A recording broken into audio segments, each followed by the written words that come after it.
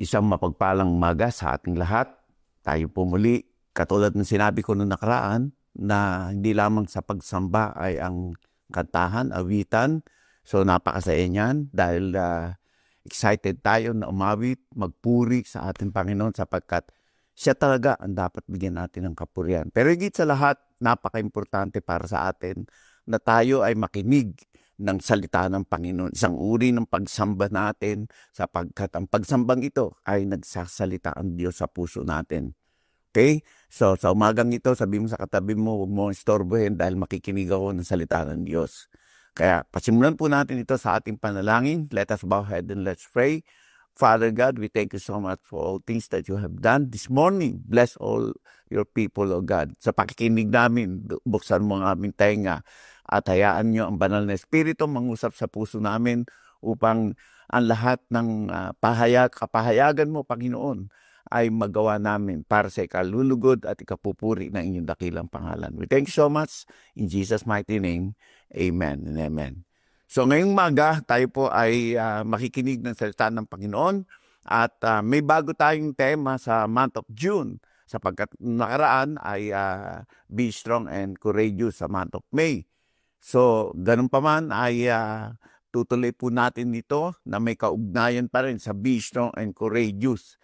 So building up together, ito po yung ating tema sa month of June, building up together sapagkat napakaganda kapag po tayo ay merong kasama sa paglilingkod sa Panginoon.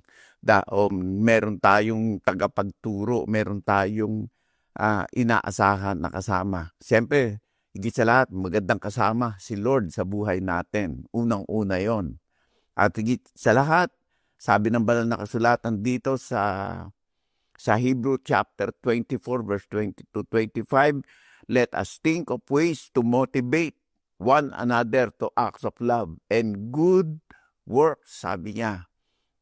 And let us neglect our meeting together as some people do, but encourage one another, especially now that the day of His return is drawing near. So wag nating pababayaan ang ating pagtitipon. At ang pagtitipon natin ito ay nagdudulot ito ng kalakasan sa isa't isa upang magawa natin yung mga bagay na ikabubuti sa isa't isa. Kaya napakahalaga po na tayo ay merong mga tao na lumalapit sa atin o inilalapit tayo sa taong yun upang magkaroon tayo ng motivation o encouragement sa isa't isa. Ang ating temang ito ay matatagpuan po natin sa 1 Thessalonians chapter 5 verse 11. Ang sabi niya, so encourage each other and build each other up just as you are already doing. Mapaparangalan kayo at pagtitibayan sa isa't isa at isa sa inyo gaya ng inyong ginagawa. Bakit kailangan nating ma-build up together? Ma-build up together para hindi tayo Bakit? Kasi kailangan nating ma-build up tayo para hindi tayo magtiwala sa sarili nating lakas, kundi magtiwala tayo sa lakas ng Panginoon. At higit sa lahat, may mga tao na ipapadala sa atin ng Panginoon para ma-motivate yung ating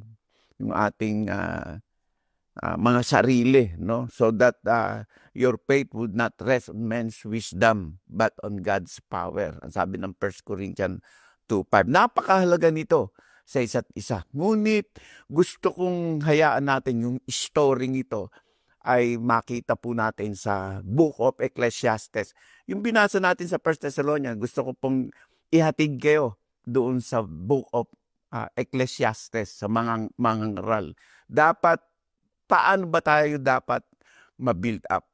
At ito po yung 3 ways strands to build up stronger. 3 ways strands. Mga hibla para tayo ay ma-build up stronger. Mga hibla. Mga daan ng hibla para tayo ay maging malakas. Kasi hindi maganda po sa isang leader o sa isang Kristiyano ang mag-iisa. Napakaganda sa isang leader ang mayroong kasama. Siyempre, higit sa lahat si Lord, nuulit ko. Pero napakaganda na yung prinsipyo na sinabi ng Panginoon na pinadala niya yung 72 pero hindi po pwede na kayo ay yung 72 na ito ay nasa isang lugar lamang. Dalawa-dalawa silang inihatid o pinapunta ng Panginoon. 2 by 2 ang sabi doon sa Luke. No? Kaya sabi ng Mangral chapter 4 verse 9 to 12, ito po yung ating pagugulungin sa ating pag-aaral. Ano? Ang sabi ng verse 9, ang dalawa ay mabuti kaysa isa. Mas marami ang bunga ng anumang gagawin nila. So sinabi dito ng book na ito, ng Ecclesiastes, na mabuti daw yung dalawa kaysa sa isa. Bakit? Kasi mas marami ang bunga na kanilang ginagawa.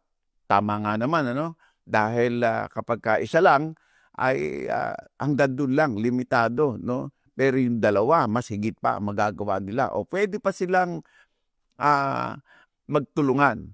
Ang sabi ng verse 10, kapag nabuwal ang isa, maitatayo siya ng kanyang kasama. Kapag nabuwal daw yung isa, ay maitatayo siya ng kasama. Kaya napaka-importante talaga na may kasama ka sa paglilingkod sa Panginoon. Kaya sabi mo sa katabi mo, kasama kita. Yan. Kaya sabi doon, maitatayo siya ng kanyang kasama. Ibig sabihin, there is someone who help you, or there is someone to give you an opportunity, or there is someone to give you an advice. There is someone na ipinadala sa iyo ng Panginoon na magbibigay sa iyo ng panibagong lakas, panibagong sigla ng iyong paglilingkod. Nasaan na ba tayo sa ating paglilingkod sa Panginoon? Nangihina ka ba? Nanlulupaypay ka ba ngayon? O nawawalan ka na ng pag-asa? Ito po yung pagkakataon natin na hanapin mo ang kasama mo. Amen? So, napakaganda ng may mga taong pinapadala sa iyo ng Panginoon at ipinapanalangin ka. Binibigyan ka ng encouragement. Hindi ka sinisira, kundi ikaw ay pinalalakas. Kaya, sabi ng verse 10, kapag nabuwal lang isa, maitatayo siya ng kanyang kasama. Kawawa ang nag-iisa sapagkat walang tutulong sa kanya kapag siya'y nabuwal. Kung malamig ang panahon, di ba? Kung nanghihina ka, nalalamig ka, mayroong magpapainit sa iyo. May magpapalakas sa iyo. Maaari silang magkatabi sa higaan o magkasamang naglalakad sa upang parehong silang magpalakasan. Mainitan, no? Ngunit saan siya kukuha ng init kung siya'y nag-iisa? Kung ang nag-iisa ay maaaring magtagumpay laban sa isa, lalo na ang dalawa. Di ba? Napakaganda naman ng talaga ng talata na ito. Kaya sinabi niya yung kanyang principle dito, ang lubid na may 3 pilipit na hibla ay hindi agad malalagot. Ulitin ko, ang lubid na may 3 pilipit na hibla ay hindi agad malalagot. Amen? So, sabi niya doon sa verse 12, ulitin ko sa English, ang sabi niya doon sa verse 12 ay a person standing alone can be attacked and defeated, but 2 can stand back to back and conquer. 3 are better, for triple braided cord is not easily broken. Hindi basta-basta mawawasa. Kaya sa panahon na ito, kailangan talaga ma-build up tayo. Magkaroon tayo ng kasama na magpapalakas, magpapatatag ng iyong pananampalataya.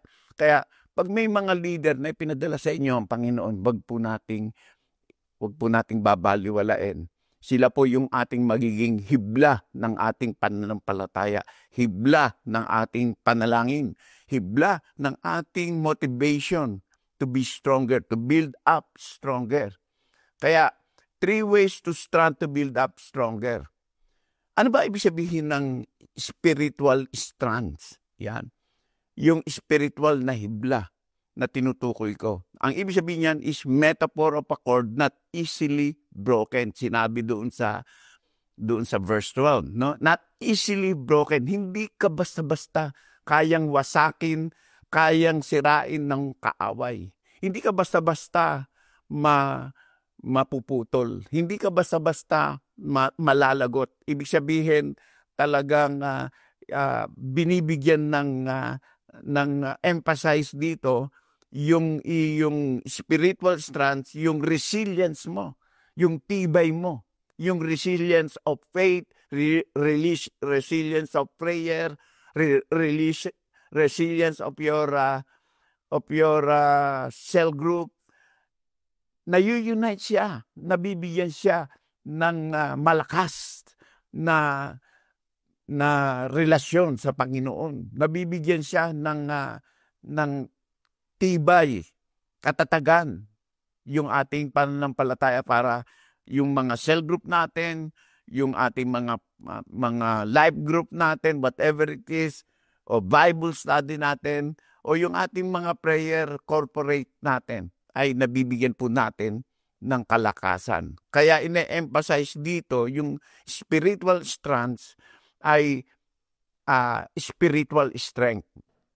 Spiritual strands is our spiritual strength. Or, ibig sabihin, resilience, nagkakaroon ng spiritual resilience yung ating pananampalataya. Kaya tinutukoy ko dito yung pagka ibig sabihin ay nagkakaroon ng spiritual strands yung ating pagsiserve kay Lord, ito ay nagkakaroon ka ng spiritual discipline. Sabi mo katabi mo, spiritual discipline. Ang ibig sabihin, pag sinabing spiritual strands, hindi mo pinababayaan yung hibla ng iyong devotion, hibla ng iyong panalangin, hibla ng iyong pagwiwin ng kaluluwa.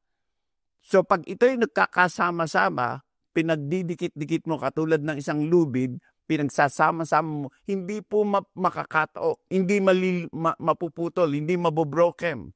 Kaya itong worship mo, itong devotion mo, ang prayer mo, ito yung spiritual strands can be leaked in your spiritual disciplines. Amen po ba?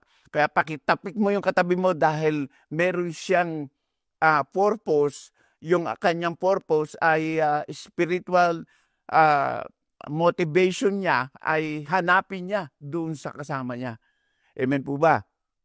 Kaya wag tayong basta-basta susuko. Kasi may mga bagay na pinapagawa ang Panginoon sa atin para magawa ang purpose ng Panginoon. Yan lang po. Hindi tayo nagpapalakas para lamang tayo magparami, kundi nagpapalakas tayo para magawa natin yung purpose ng Panginoon. Kaya meron tayong spiritual strands na kailangan na gawin para magkaroon tayo ng spiritual discipline. Kaya yung spiritual strands na ito, mga hibla ng iyong strength para magkaroon ka, ma-build up ka, magkaroon ka ng tibay ng iyong pananampalataya sa Panginoon. Dapat napaka-importante ng pananampalataya sa spiritual strands para hindi ka huminto, hindi ka manlupaypay, hindi ka manlamig, hindi ka magkaroon ng hopelessness yan sa sarili mo. Kaya nga, kung si Lord nga ay meron siyang, di ba, meron silang hibla ng kanilang attribute o ng kanilang person, di ba? Hindi siya lamang nag-iisa, kundi may hibla siya ng kanilang pagka-Diyos. Ano yung hibla ng pagka-Diyos? Nandiyan si Holy Spirit, nandiyan si Jesus, andyan yung God the Father, di ba? So, yung hibla na yan ay napakalakas niyan. So, sa atin naman, yan yung sinasabi dun sa banal na kasulatan sa 1 Corinthians chapter 13 verse 13, di ba? Tinukoy doon na yung pananampalataya, pag-asa at pag-ibig ay napakahalaga niyan. But the greatest of all is love. Yan. God is love. Tinukoy nga doon. God is love. So, masarap na tayo ay ma-build up sa panahon na ito. Kaya, yung spiritual strands natin ay dapat nakakonek ito. Nakakonek ito sa sinasabi ni Paul doon sa I can do all things through Christ who give me strength. Masasabi natin na tayo'y tunay na mabibuild up o lumalakas pag tayo ay nakakonect kay Kristo. We are stronger in Christ. Amen? We are stronger in Christ. Masasabi mong malakas ka sapagkat ikaw ay na kay Kristo. Amen? So napakahalaga niyan. Stronger in weakness. Di ba sinabi ng 2 Corinthians chapter 12 verse 9 and 10, for this reason I am happy when I have weaknesses, insult, hard times, sufferings, and all kinds of trouble for Christ. Because when I am weak, then I am truly strong. So masasabi mong strong ka kapag nakakaranas ka nito ng mga sufferings, hard times, trouble. Bakit? Kasi nga, hindi na ikaw yung nagbibigay ng lakas sa sarili mo, kundi ang Panginoon na ang nagbibigay ng lakas para sa sarili mo. Kaya napakaganda nitong napakaganda ng build up together. Build up together. Ibig sabihin, you are stronger together. Hindi ka nag-iisa, may kasama ka. Tama po ba? Katulad ni Steve Jobs and Steve Wozniak. Di ba? Steve Wozniak ay na-form nila ang Apple. Hindi nag-iisa si Steve Jobs doon. Steve Jobs, they created in alloy combined. But Steve Wozniak ay engineering skills and marketing business yung kanyang skills. So, meron kang kasama na magpapalakas, magpapalago, magpapatatag sa buhay mo. Hanapin mo yun. Ganun din si Aquila and Priscilla. They work alongside with Paul, teaching and Apollos, contributing to spiritual growth. Di ba? Si Aquila at Priscilla, sa business sila. Si Paul naman ay nagbibigay sa kanila ng nasusustain yung kanilang spiritual growth. Kaya kung ikaw ay nasa business, nandun ka sa larangan ng business, may mga taong ipapadala at ibibigay sa iyo ng Panginoon para mapalakas ka, mapatatag ka, mapayaman ka, magkaroon ka ng level up, magkaroon ka ng achievement sa buhay mo. Napakaganda niyan. Amen? So, ano ba yung 3 ways to strands? Why 3 ways to strands that make us stronger? Number 1 dito is together we can achieve more. Together we can achieve more. Pagka dalawa kayo o higit pa kayo sa isa, ay mas marami ang ma-achieve mo. Ang sabi ng verse 9 ng Ecclesiastes chapter 4 verse 9, 2 people are better off than one, for they can help each other succeed. Naalala ko noon, di ba? Maraming tao ang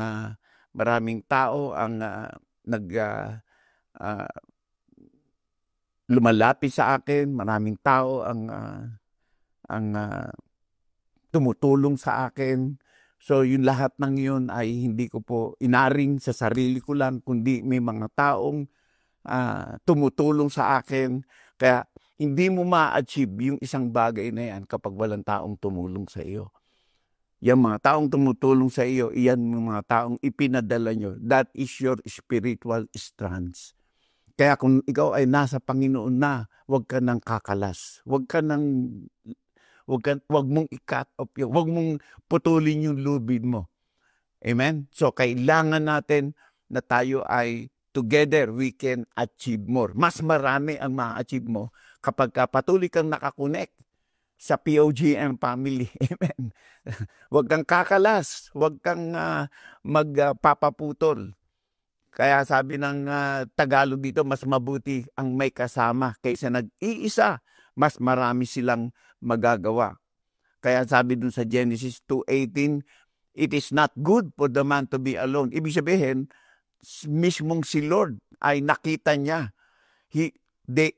God saw that it's not good for a man to be alone. Kaya sabi niya, bibigyan kita ng makakasama. Kaya mas maganda na hahanap tayo ng makakasama. Hindi mabuti na ang isang tao, sabi doon, na nag-iisa. Kaya binigyan siya ng makakatulong. Because God is a God of relational. He created us to be relationship with others. More we fulfilled if we work together in unity.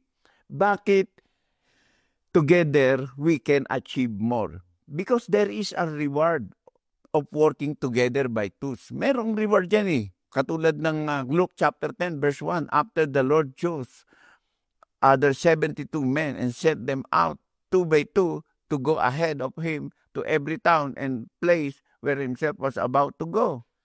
Bakit? Kasi nga, bago i-send out yung 72, binigyan sila ng Panginoon ng authority and power from God. Binigyan ko kayo ng kalasag. Binigyan ko kayo ng kapangyarihan. Diba? Sabi nung Luke chapter 10, verse 19, sabi nun, I will give you authority to tread on serpents and scorpions and over all the power of the enemies, and nothing can hurt you. Walang sino man pwedeng manakit sa iyo. Hallelujah. Pero hindi ko sinasabi na hindi ka magkakaroon ng trouble. You can experience trouble, but God will always give you an authority. Amen? That is the power from God. Kaya napakahalaga sa buhay natin na minsan isipin natin na kapag tayo ay nagkakaroon ng doubt o nagkakaroon tayo ng afraid, kailangan talaga natin ng salita ng Panginoon. Huwag tayong aalis doon, huwag tayong lalayo doon kasi nasa salita ng Panginoon ang ating authority. Kapag ang salita ng Diyos ay palagi nating pinanghahawakan, lagi nating binibigyan ng pagkakataon upang magpalakas sa atin yung authority, yung anointing, yung power ay patuloy na dumadaloy sa atin. Kaya ang purpose niyan ay hindi lamang maipakita mo ang signs and wonders and miracles ng Panginoon, kundi to help each other, to help someone to build up, to be stronger together. Amen? Kaya napapalakas niya ang mas marami. Napapalakas niya, nagbibigay ka ng pagkakataon na yung lahat ng may karamdaman ay mapagaling. Yung lahat ng mawala pang relasyon sa Panginoon ay magkaroon ng kaligtasan. Kaya yung mga leaders natin dyan, yung mga nakakilala na sa Panginoon, may purpose kayo mga kapatid. Huwag niyong puputulin yung inyong connection sa isa't isa.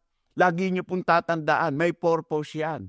Hindi ka mabubuhay ng nag-iisa. No man is an island.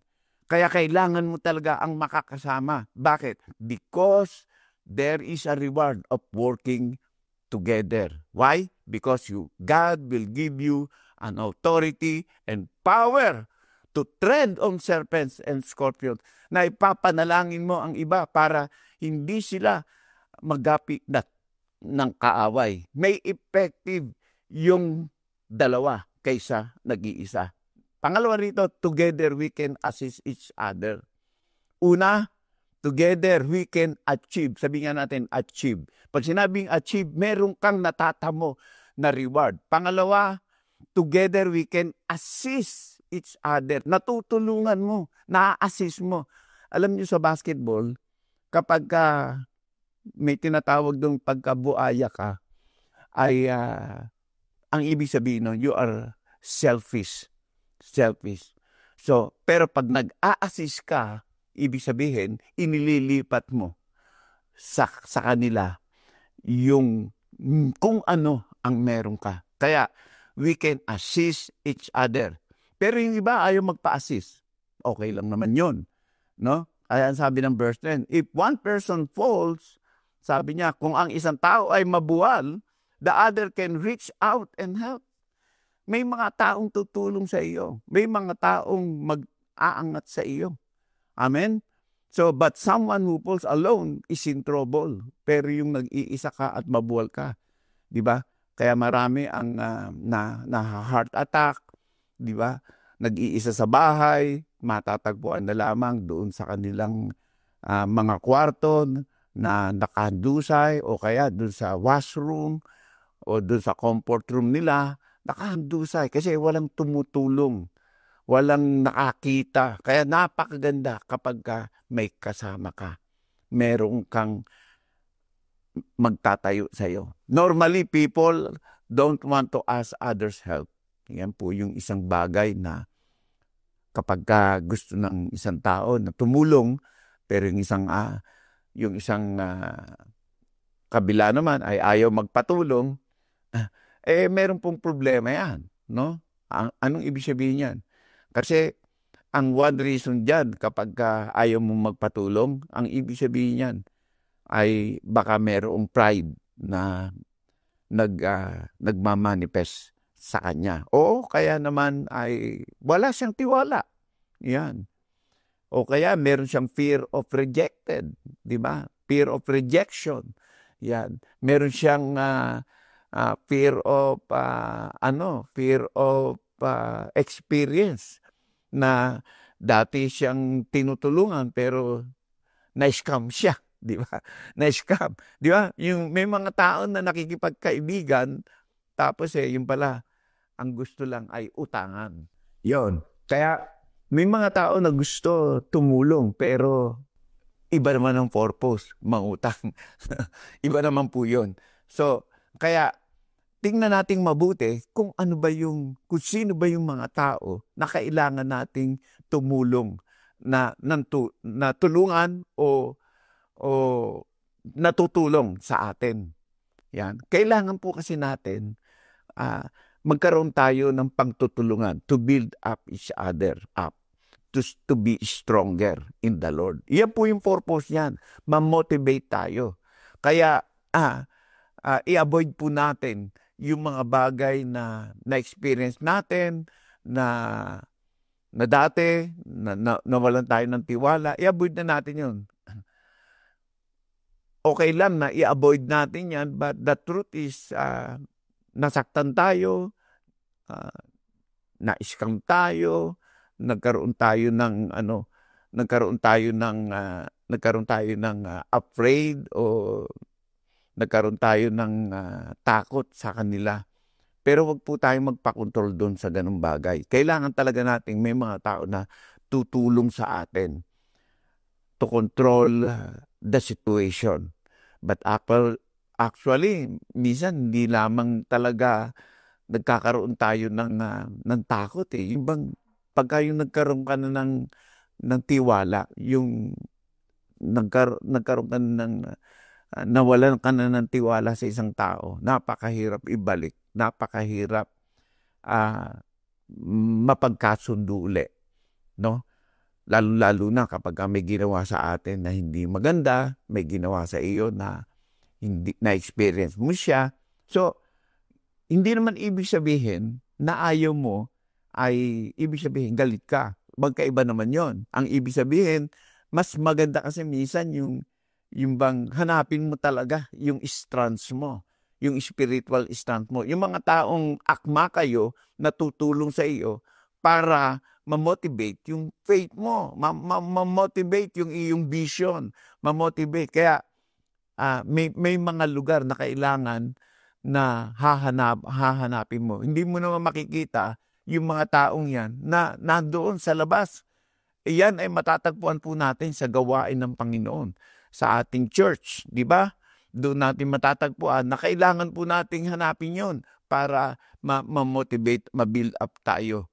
And for the last, together we will be able to conquer trials. Yan po yung pinakamaganda. Kaya sabi ng verse 12, a person standing alone can be defeated, but two can stand back and conquer. So marami pala na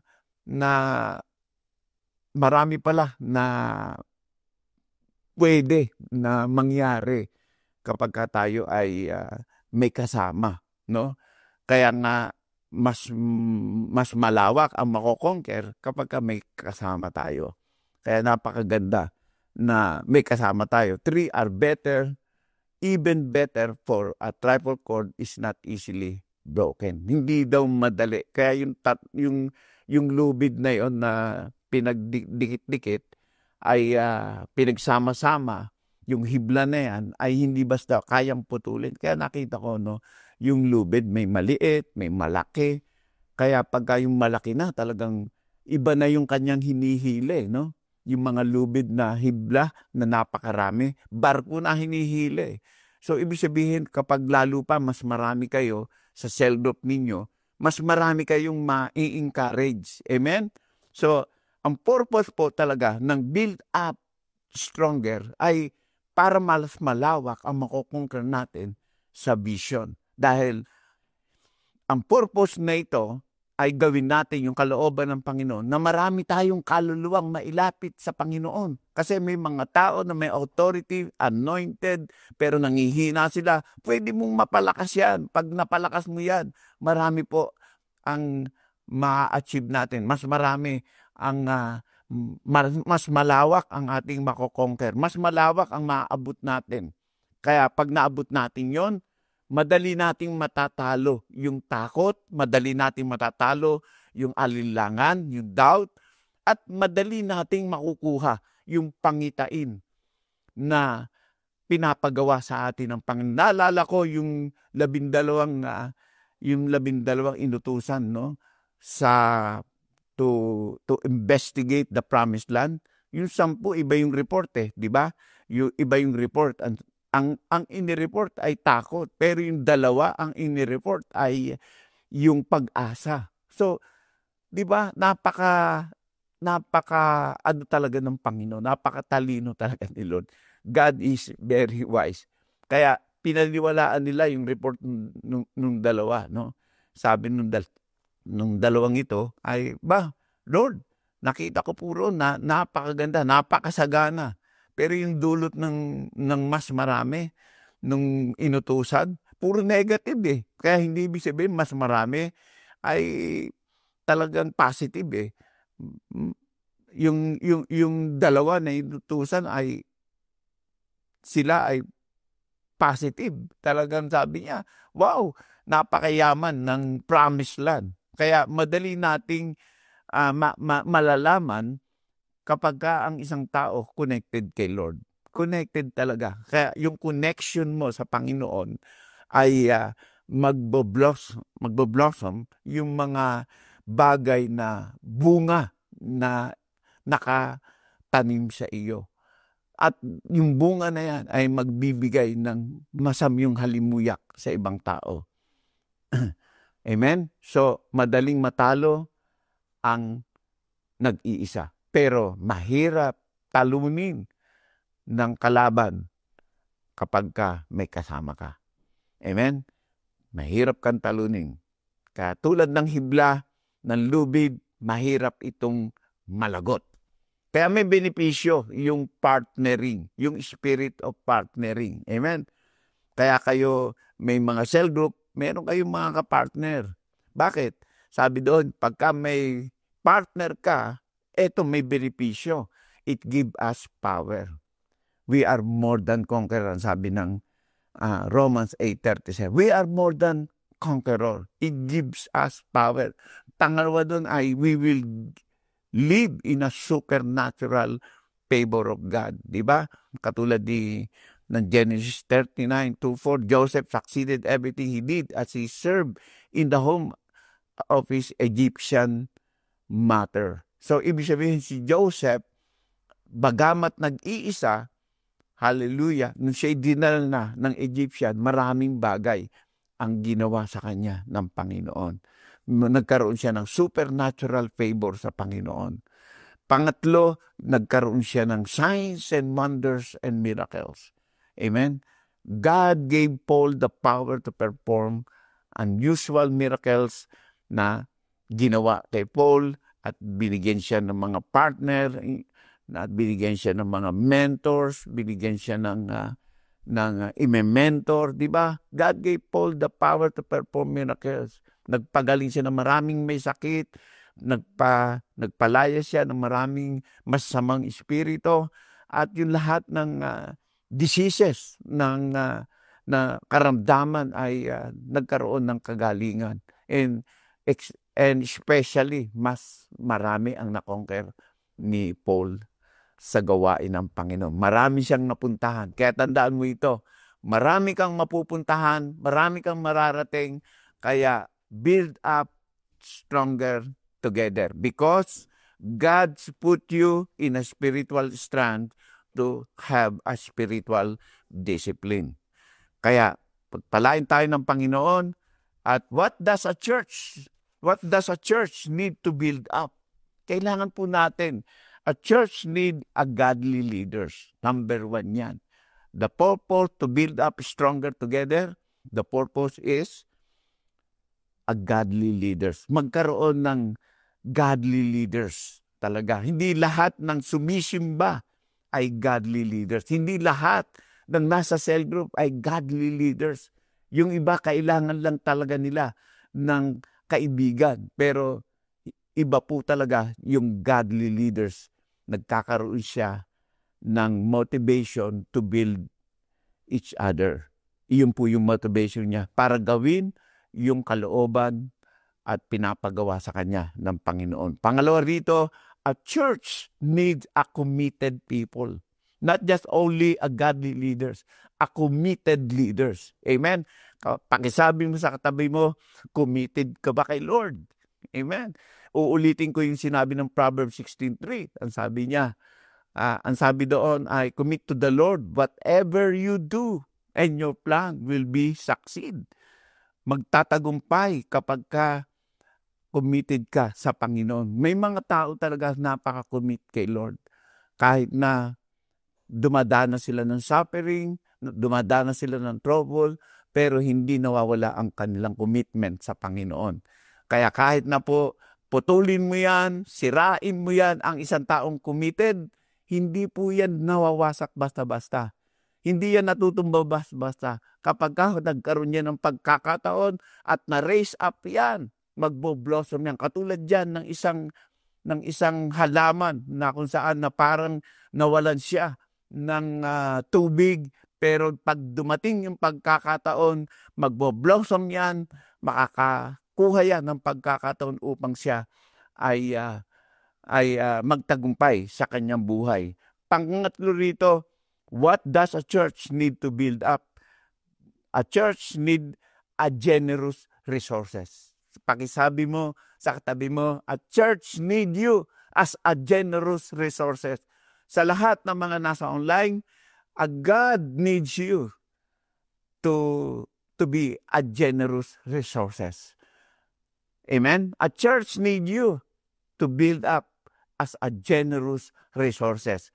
Kaya resources ka. Amen? You are connected to the source and you are the resources. A resources cannot sustain in himself. Umaasa siya sa source niya. Walang iba kundi ang ating Panginoon Diyos. Kaya tandaan po natin, build up for expansion the kingdom of God. Hallelujah. Kaya tandaan po natin, tinawag tayo ng Panginoon to build up. And we are called by God as a godly leaders, as a committed leaders, and a generous resources of God. Pagpalain ka ng Panginoon sa araw na ito, i-bless ka ng Panginoon, and I declare God's blessing for your life in lahat na nakinig. Lord, buksan mo ang kanilang spiritual eyes. Lord, buksan mo ang kanilang spiritual ears. Bigyan mo sila ng spiritual foot, O God. Whatever they step, dadalhin mo sila, Panginoon, in a step of your God's plan, in a step of your purpose, in a step of your kingdom. Salamat po, Panginoon, sa mga nakinig ngayong umaga. Anoint them by the power of the Holy Ghost. Maraming pong salamat, Panginoon, sa lahat ng biyaya na aming natanggap. I-bless niyo po ang People of God International Ministry, Edmonton, Parañaque, Santa Rosa, Daet, gayon din po, Panginoon, ang Manggisok, ang Mercedes, at ngayon, Panginoon, magbubukas ka ng mga gawain, Panginoon, to extend your territory for the expansion of the kingdom of God and to build up all leaders in POGM Parañaque. Maraming pong salamat. I-bless niya po sila. Aalis po sila, Panginoon. Uuwi sila. Naiingatan mo at bibigyan mo ng panibagong pag-asa na sila, Panginoon, ay gagamitin mo sa iyong purpose, sa iyong vision, at sa lahat ng iyong mga plano. Salamat po, Panginoon. Tayo po'y tumayo at maraming pong salamat. Binabasbasan ko po ang bawat isa ng inyong dakilang pag-ibig, biyaya at pagpapala. Maraming salamat sa pangalan ng Ama, ng Anak at ng Espiritu Santo. Ang lahat ng pinagpala ay magsabi ng Amen and Amen. God bless you all, guys. Maraming pong salamat sa iyo. Ang papuri, Panginoon, at pasasalamat. Thank you so much in Jesus' mighty name. Amen. Amen. God bless you all, guys.